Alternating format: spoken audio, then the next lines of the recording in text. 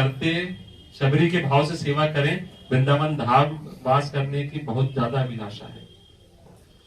सबरी जी के भाव की स्थिति में सेवा करें, इसके लिए एक सावधानी रखनी है। सबरी को सदगुरुदेव भगवान का कृपा प्रसाद प्राप्त था।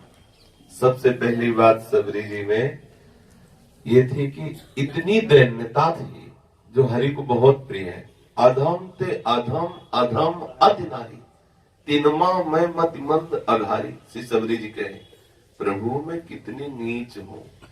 जब तक हमारे हृदय में दैन्यता नहीं, एक होती दैन्यता वाणी से कहना और एक होती वास्तविक हृदय से दैन्यता।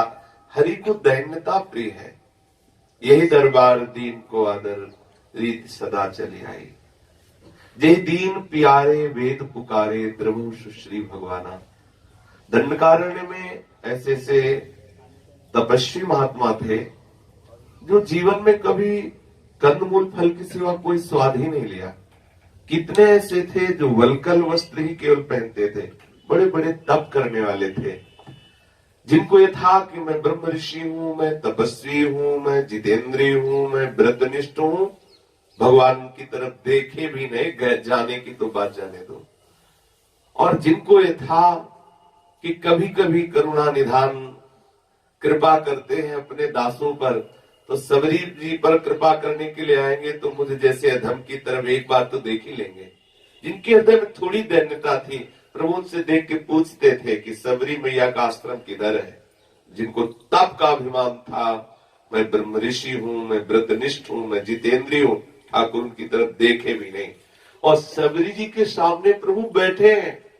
सबरी जी अश्रुओं से भीगी हुई है। पहले तो विचार करती थी जब प्रभु आएंगे तो मैं प्रभु के ऐसे चरण धोऊंगी, ऐसे भोग लगाऊंगी, ऐसे जब प्रभु आए तो बावरी होंगी, सुधी लई कैसे क्या करूं क्या। जितनी दैन्यता उतना ही हरि से अपनापन होता है। वो दैन्यता तभी आती है जब गुरु चरणों में प्रेम होता है। सबरी आठों पहर गुरुदेव की आज्ञा में रहकर समस्त संतों की सेवा की भावना में रत रहती थी। गुरुदेव ने कहा कि बेटा, मैं तो भजन के प्रताप से धाम जा रहा हूं और साक्षात परम धाम चलकर तुम्हारे समीप आएगा। गुरु के वचनों पर इतना दृढ़ विश्वास कि हजारों वर्ष बीत गए, लेकिन सबरी जी वही रोज नियम पूरा करती। गुरु ने कहा प्रभु आएंगे तो जरूर आएंगे। देखो विश्वास, देखो यहां 2-4 दिन अगर अनुभूत ना हो बात तो लगेगा कि गुरु जी की बात कच्ची, लेकिन आप सबरी जी की गुरु भक्ति देखिए। प्रभु के आने की बात गुरुदेव के श्रीमुख से निकली तो वो आएंगे।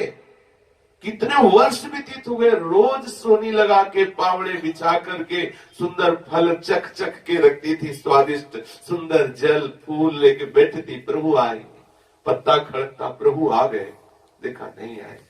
गुरुदेव ने कहा जरूर आएंगे प्रभु, एक दिन प्रभु आए।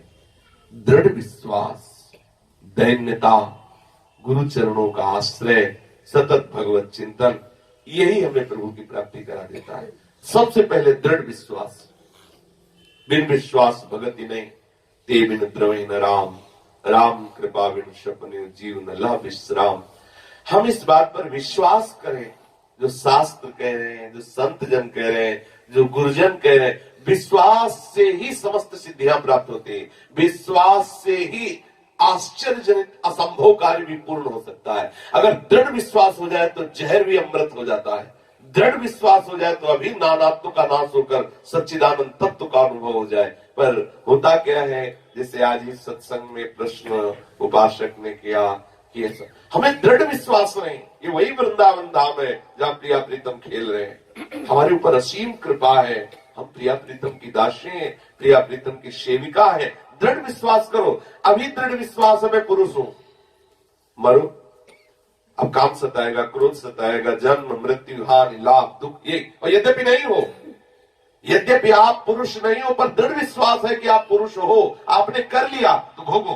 हर विकार आपको क्लेश दे रहा है, जबकि आप निर्विकार चिदानंद अभी है, इसी क्षण है। नैनम छिन्नन्ति स्वस्त्राणि नैनम दाति पावका न चैनम क्लेदन्त्यापो न शुष्यति मारुता।